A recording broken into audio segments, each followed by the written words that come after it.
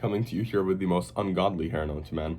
Okay, obviously the title of this video is a little bit of rage bait, but I thought it would be funny, and I thought it's a phrase that gets thrown around often enough that we can actually examine it and we can actually learn something from it. Because is this just a blanket true statement? White people can't cook? Obviously not. Some of the best chefs in the world, France, Britain, Russia, Scotland, Ireland, wherever, all across Europe, Germany, not to mention like all the American chefs that are like popping up recently who are also white. So obviously this statement isn't really true, and I don't think many people, you have to be pretty dumb to get like rage baited into taking this statement seriously. So people who say this, what do they mean? If you have this certain melanin level, you're unable to like cook a proper meal? No. Rather, it's used to highlight like a few like inconsistencies or like weaknesses of what people think of when they see like a fitness influencer put on a plate of food, and and it's like a boiled chicken breast, boiled like just steamed brown rice and like unseasoned broccoli. People will comment on that and be like, haha, white people food. Now, there are two responses to any self-respecting citizen of this to comments like this. Number one is to start a whole race war in the Instagram comment section. This isn't wise often. Number two is what I'm going to do today is we can actually like take a look, okay, what's wrong with this? What's wrong with this boiled chicken approach? What's wrong with this like unseasoned whatever approach that gets categorized and stereotyped as just like white people can't cook? The number one thing is when people fail to understand the ingredients. So let's talk about meats, because that's what makes the simpler and simplest kind of combined. Very good at the English language. So something like a duck breast is gonna have to be cooked fairly differently from something like a chicken breast, especially if it's like bone-in versus boneless, skin-on versus skinless. Like the duck breast, you're gonna want to start on a cold pan, maybe even score a bit of the skin, keep it flat to stop it from curling up on itself, then slowly render it up. Once that skin side is crisp, sear the other side, and you can serve it pretty close to medium or medium rare. On the other hand, a chicken breast, if it's going to be skin on bone in, you can still like kind of start it on the cold pan, but like I guess you can do that, but it would make more sense to just put it in the hot pan, because the layer of fat on the duck breast is going to be way thicker than on the chicken breast. And then obviously chicken breast you're going to want to cook for longer and for more than the duck breast, because the people don't usually serve chicken medium rare unless you're at Kay's Kitchen or wherever. But there are simple things like this, there are ingredients like this which have nuance in them, which cannot be treated the same way. What I think happens a lot of the time with just a lot of people can't cook, like the phrase should be changed from white people can't cook to just a lot of people can't cook. When someone doesn't understand these nuances and these things, they oftentimes do the same exact thing to every ingredient. So what I was guilty of doing personally is I learned about butter basting, right? For a steak, it's a great way to finish it. You put the steak in the pan, sear, flip it over, then you put in a bunch of butter, thyme, rosemary, garlic, shallot, knock yourself out, then you baste it over. Gives the steak a very nice finish, helps it cook evenly, and then you like pour it over as it's resting, or maybe not because it disrupts the sear, whichever one you choose. It's a very nice method. If you butter baste everything, if you pan sear and butter baste everything, some things are not gonna have that, like it's not gonna have that good of an effect. So I would do this for steak, I would do this for chicken, breast thigh, salmon, fucking pork. I would do this for everything. Same flavor, same technique. Like it worked once. It's kind of the same thing where you say a joke once and it works. Like, yay, wow, so funny, the audience laughs. But if you've ever seen those videos where it's like comedians saying the same joke until it stops being funny, it doesn't take very long for it to stop being funny. It doesn't take very long for it to stop working. And so once you've been like butter basting everything for a few weeks, you're gonna taste it and you're gonna be like, I mean, I guess, like it's kind of nice, but you're gonna get tired of it very, very quickly, especially for fish and things like salmon. I did not understand how delicate the fish was, I did not understand how much fat it had. I did not understand like the notes that worked with it or whatever the fuck. And so when I just used to butter base the salmon, not only would I overcook it massively, salmon which is already in itself very, very rich, and then think about what flavors do I add to it by basting it more.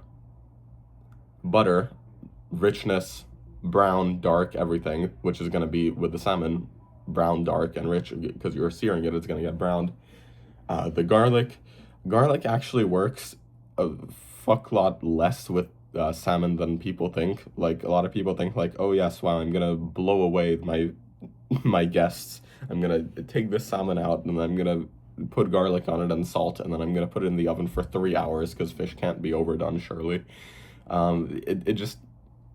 It's not even not tasty. It just like it kind of makes you sick at that point. So that's exactly what would happen. Is with this butter-based salmon that was overcooked to fuck. Maybe the skin was crispy, maybe not, because I didn't even understand like how to make that happen. Maybe it was stuck to the pan because I didn't know that it could self-release after a while. But anyways, the final product would appear, and butter basting, which worked so well on the steak, would fucking destroy the salmon. Now, can it be nice every once in a while if you nail the temperature perfectly? Sure. If the other parts of the dish are very, very acidic, cut through richness very efficiently, sure. But if you basically treat a piece of salmon the same way that you would a steak, and you just baste it to fuck, and it's like overcooked, and you serve it with like very rich side dishes, that's when you end up with like a good case for this whole white people can't cook thing, because you apply this to everything else, and salmon, it just makes you sick after a while. Like, if you add too many rich notes to it, that's why the Japanese, they fucking put like their ponzu sauce, their yuzu or whatever the fuck on sushi, and they serve. I find salmon raw is a lot, like, I just like it a lot better than cooked salmon, because once you have raw salmon, you don't have to contend with it, like, oh, did I overcook it or not? You know you didn't overcook it because it's just fucking raw. So it's things like that. It's little nuances like that that when people don't understand, and they just use the same method for everything, that it's like, it's not a good look. Let's take a look at like for example, meatloafs. This is an interesting food.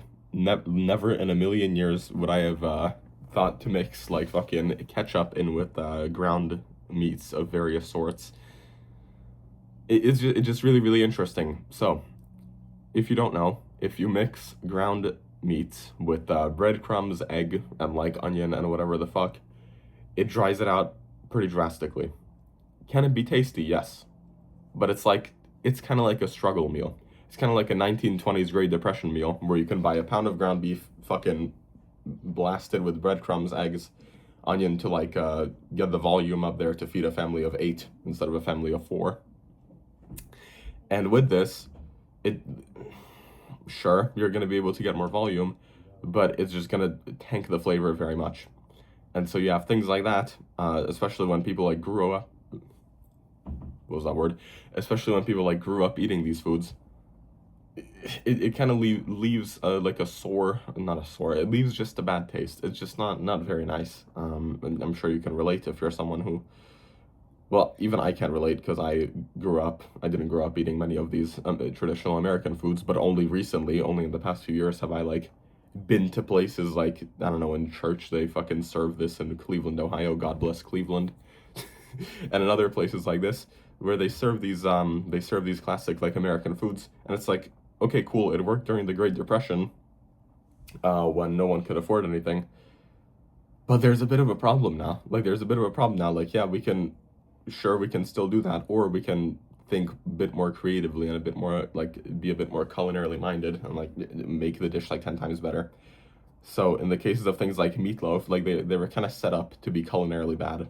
Maybe nutritionally, they were set up to be good, and they were set up to like feed people during the Great Depression. But as far as like a dish goes, it's not the highest level of competence that you express by making a fucking meatloaf with a bunch of filler ingredients. So, I think the last kind of pillar of this, which is actually going to take the longest to discuss, because it makes the most sense, is like, it makes the most sense that this would be critiqued, is the white people can't cook aspect when you see like a recipe for an Asian food, like a East Asian food, like a fucking fried rice, and it's just made by I don't know, William McFigglebottom from Leeds, UK, and it's just completely butchered. Or if you like look up some like recipe for tacos made by some fucking suburban Iowa mother, and it's just not gonna hit, like, it's just not gonna be very authentic. It's not gonna hit the spot. It's not gonna hit home. And those dishes are the easiest to critique, and those dishes are the easiest to be like, fuck you. Should we critique people for putting their like food out there and like giving nice recipes to people? Maybe not. But are the criticisms, like, objectively, if we take like feelings out of it, are they valid? Yes, because white people do often mess up like Oriental foods, as is expected, because it's not there for, like, if you think about it, if you look at like the, what's it called, like, there's this one guy, I think the YouTube channel is just Grandpa Kitchen. It's like this very, very nice Indian grandpa who like cooks for hundreds of kids for charity. Super beautiful, super amazing. Great thing that he's doing for humanity. Objectively, and he makes a bunch of like American and European foods.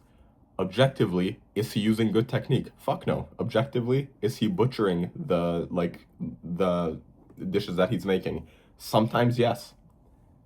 Does it still end up being tasty? Sure. Yeah, it's amazing. And that's what we should focus on. We should focus on the fact that, yeah, this guy's feeding a bunch of children who are in need. He didn't grow up alongside the proper way to make these foods, so obviously he's not going to match them perfectly.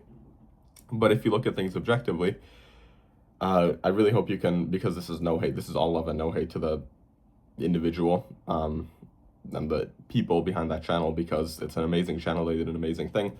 But I'm just using it as an example. Did he objectively make the dishes well? Not really. No, he didn't make them traditionally. Is that a reason to critique it? Fuck no. In the same way, when you have someone from like, I don't know, Missouri, and they're making like a carbonara recipe, and the Italians go in the comments saying, but you did not get the guanciale, my friend, it's not the quality. Is that objectively correct? Sure. Would it be objectively a little bit better if they did properly get the guanciale and the pecorino that's been aged for 12 months? Yes. But do they have access to those ingredients? No. So like, does the world benefit from this criticism? No, not really. But now that the criticism is there, let's go over it. So the main thing I can think of, at least for myself, is I'm just gonna say Mexican food as a blanket term. I know like there's so many countries in South America, whatever. I'm just gonna say Mexican food as a blanket term, because most of the, believe it or not, if you live outside of California, most of the world still does just refer to the entire cuisine as just Mexican food. Basically, a little bit less now with the internet, and now that it's like people are becoming more aware of like different regions and whatever the fuck, but just as a placeholder term, Mexican food. I used to mess this up pretty drastically, and I used to make like pretty meme-worthy, like meme tier, like white person tacos. What's wrong with this?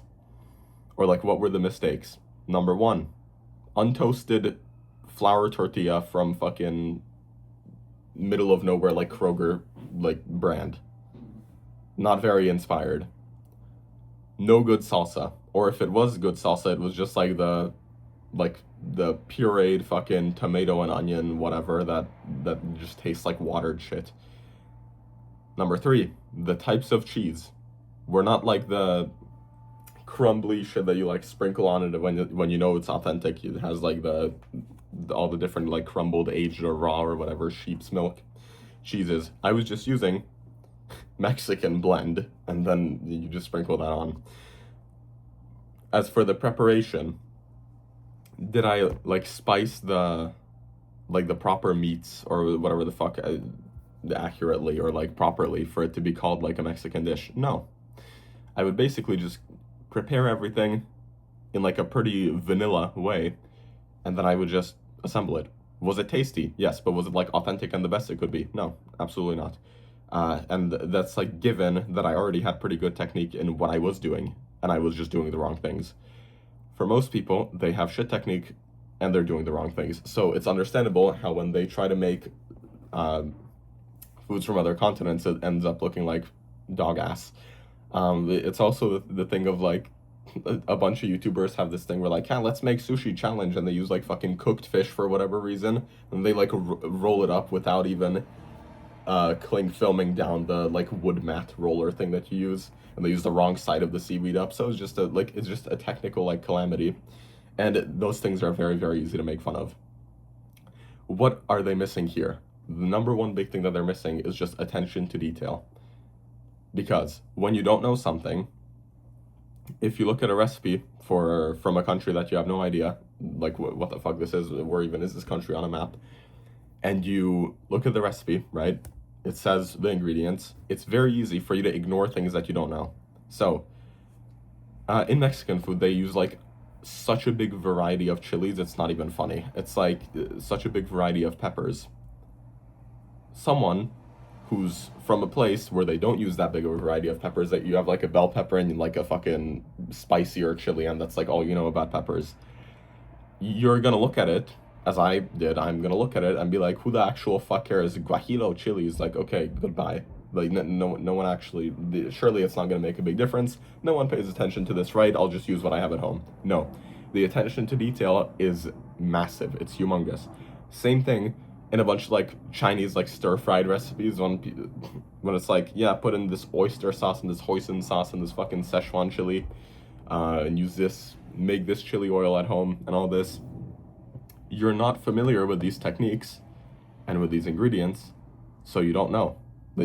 You don't know what you don't know, and that's very, very dangerous, because these little ingredients, these little tweaks, or what you think is like little tweaks, is gonna make all the difference. It's what's it called? The equivalent, right, of if someone was looking at a French recipe, they're like, okay, how do I make a fucking what's a, I guess they would use a sauce like a hollandaise. It's like, okay, how do I make a nice hollandaise?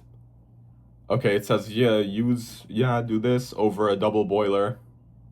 Use butter. Okay, double boiler is fucking gay. I'm not gonna like use that because it doesn't matter. I'm just gonna put it directly on the stove on a pan. I'm gonna put heat on the stove, crack in an egg, whole egg yolk doesn't matter. Bam, put in some vinegar, tarragon vinegar. What even is that? I'm just gonna put in apple cider vinegar, and then butter. I don't have butter. I'm just gonna use vegetable oil. Bam. You put that in, and you have like a biohazard in a few minutes. Whereas, if you're French looking at that, you're like, oh, the fuck are you doing? Yeah, obviously, it's not the way to do it. Yeah, because the French people have seen their mom, their sister, their fucking aunt, whatever, make the hollandaise 100 times. They know it's supposed to be streamed in slowly, bam, over the double boiler, whisked in, and that makes all the difference. But if you don't know French cuisine at all, then you're gonna look at that and you're gonna be like, okay, what's the closest analog I have to that? It's being heated some way. I don't know what the fuck this little double boiler setup they have. That was a nice movement. I don't know what this double boiler setup I have going on here is. So I'm literally just gonna put it directly on the heat, whole egg, because who the fuck am I to waste egg whites? There we are.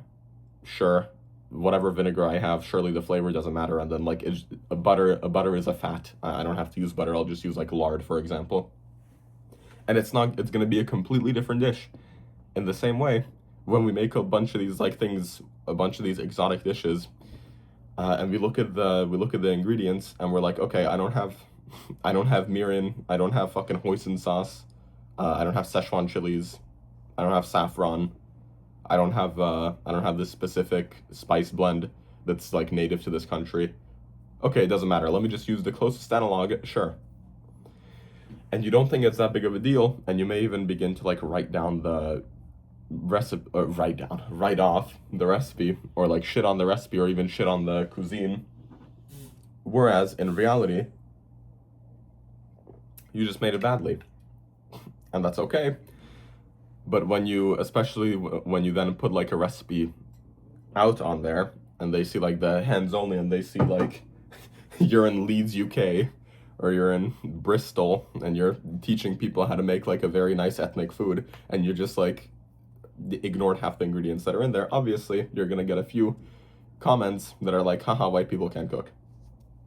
Because think about whatever country you're from. If someone made a video like butchering your home cuisine, it's pretty offensive, right?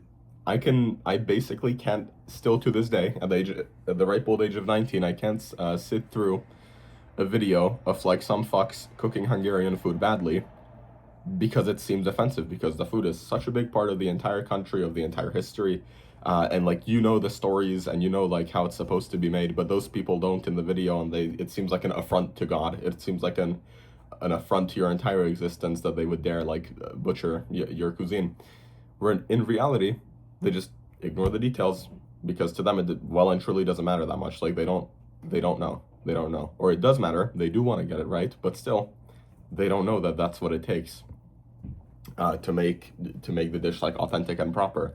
So when you find, like, the actionable step here is that when you do find an authentic source,